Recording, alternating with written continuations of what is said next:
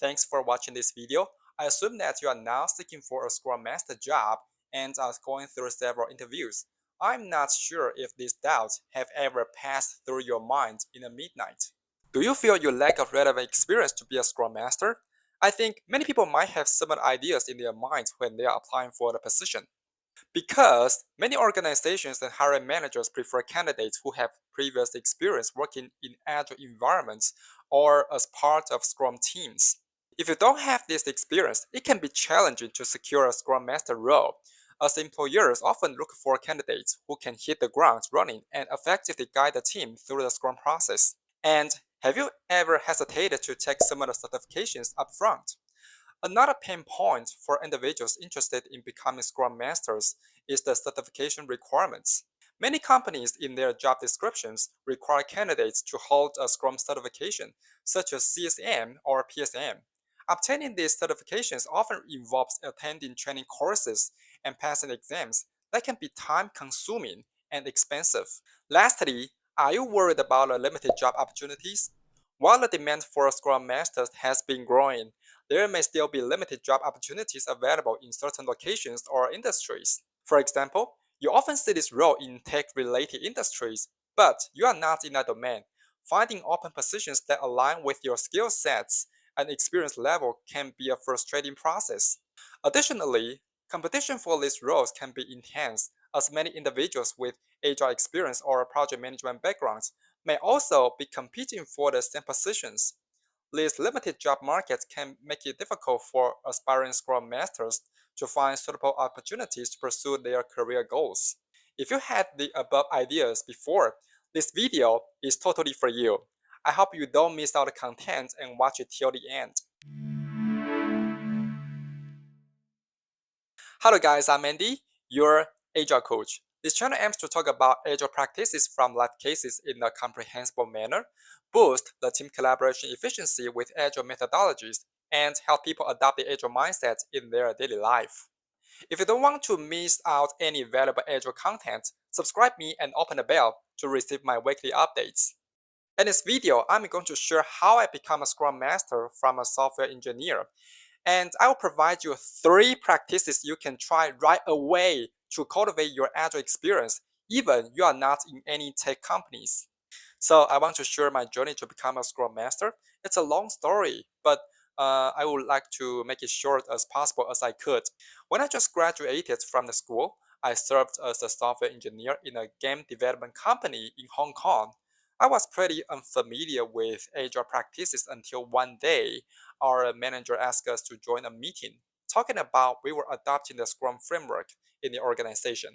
At the time, there was a new colleague coming to our team doing Scrum Master stuff. I started knowing how the 5 ceremonies were operated, and every time I was eager to burn down the story points. I loved the feeling when we were discussing product backlogs as if you were not working alone, but working for a common sprint goal. We collaborated to deliver shippable features sprint by sprint and joined the conference to review the product from customer perspectives. As a software engineer, I experienced a different atmosphere of working under the framework. It contains a cadence to help us inspect and adapt to results. Unfortunately, our team were laid off because the headquarters suffered from the financial problem.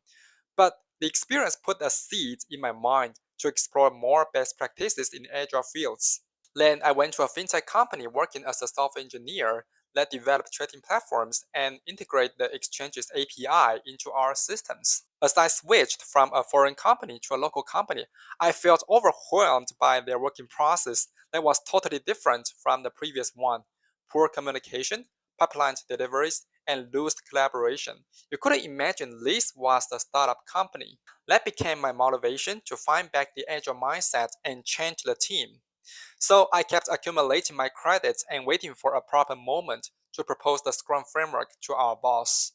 As I worked for several months, the opportunity came as our boss determined to kick off a new project, trying to expand the future trading market.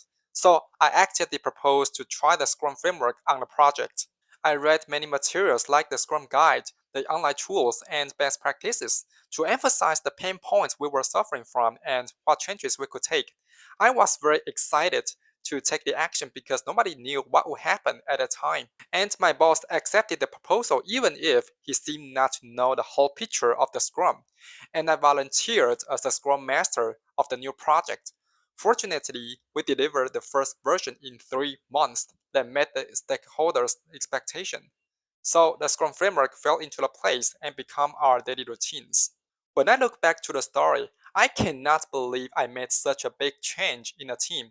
But as I look deeper into the story, I came to realize that I did something right to make it happen.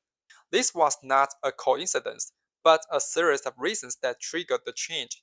If you are seeking for a Scrum Master role but lack of relevant experience, there are 3 tips you can use to help you create more agile experience, and you don't have to change to another company or switch to another role to achieve that.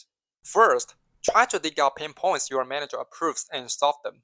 When I proposed the Scrum framework to my boss, I thought he had no idea what a framework was and how it was going to work. However, I clearly pointed out the management problems he really cared about. At the time, our company was expanding. More and more partners were joining us. It might damage our operation efficiency if we still stuck to the original waterfall-like process. This was his pain point, and I provided a solution to it.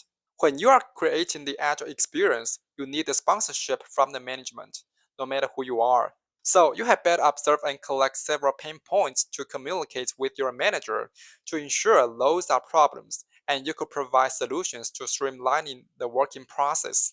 For example, if you knew that the manager now suffers from tracking progresses of multiple projects, how do you help him visualize them with agile artifacts that saves his time doing that? How about using burn-down charts to observe the progresses? How about taking iterative and incremental approaches to ensure minimum deliverables instead of getting final results in a short time? You don't need to be a Scrum Master to do that. You can do that when you find out the pain points at any time. Also, find out the inefficiencies of a team and improve them. A Scrum Master is responsible for removing impediments that are in a team's way to delivering results. And in fact, you can do that even if you are not a Scrum Master. For example, your partners complain about the information is not synchronized in a review meeting such that they waste time on unimportant things. How about holding daily check to synchronize the team's work and solve impediments right away? You don't even tell them that is Scrum, but you are doing that, right? We human beings are tempting to find faults, but hard to resolve them right away. If you want to be a Scrum Master, you have to not only find faults, but also remove them for the team. In order to accumulate your credits and lead the team to self-manage their work, you have to do that from yourself to impact the team. Lastly, try to organize events as a facilitator. You need not be a team lead or a manager, but you can still help the team improve their collaboration on your own. In the very beginning, you could start from researching office activities that might be aligned with Agile principles. For example, there are usually project meetings or brainstorming sessions. You could volunteer to facilitate these sessions, offering to bring structure, collaboration, and Agile practices to the table.